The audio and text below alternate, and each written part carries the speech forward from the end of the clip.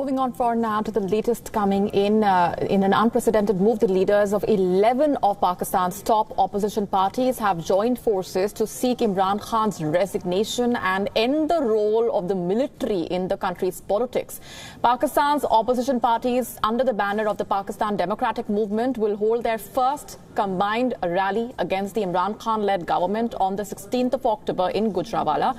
Meanwhile, Pakistan Prime Minister Imran Khan has said that the federal government will not create any hindrances in the opposition's upcoming rallies. Imran Khan has criticized the anti-government movement.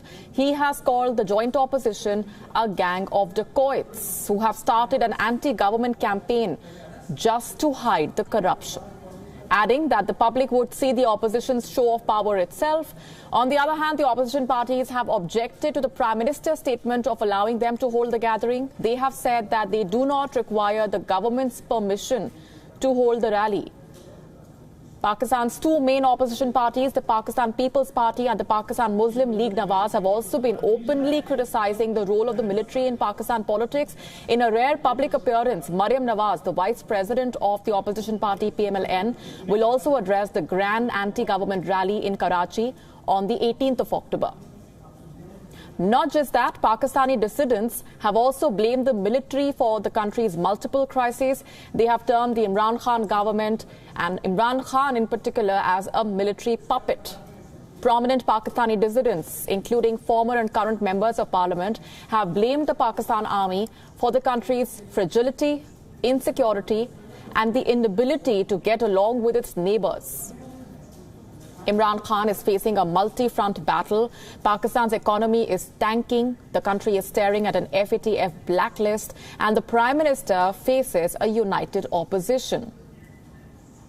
The massive backlash of the Imran Khan-led government started with former Pakistan Prime Minister Nawaz Sharif's allegations, wherein he exposed the military establishment's complete interference in the democratic process and procedures. He alleged the presence of a parallel government that was more powerful than the democratically elected government. The PMLN leader has also alleged that the military was responsible for bringing Imran Khan to power. And we earlier spoke to senior journalist Ahmed Shaheen for more on all of these developments. Take a listen in.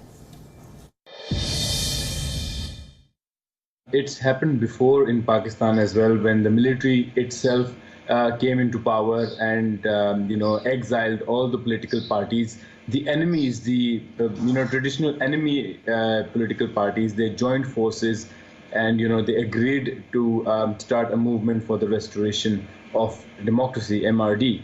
And it was only afterwards that the military establishment started throwing some bones to the politicians within that movement for restoration of democracy, that some rifts were created and a joint government that formed as a result of the previous collaboration between rival political parties was disturbed. And then obviously judiciary kicked in and history was repeated. As it seems it may be repeated now. The way they're dealing with how the PDM, the newly formed opposition alliance, how they are not going to allow them the same level of the even playing field is the same that they did in the last elections and the one before that. Before that, they were using terrorism as an excuse of not allowing them for public gatherings. This time, they're trying to use coronavirus as an excuse for not allowing them to go out and into public gatherings. And the uncertainty of not giving them a permission for public gatherings, saying that, okay, you're allowed to do it, and then 5 or 6 of their ministers saying you're not allowed to do it, you shouldn't do it, also causes some disharmony amongst the organizers of such gatherings.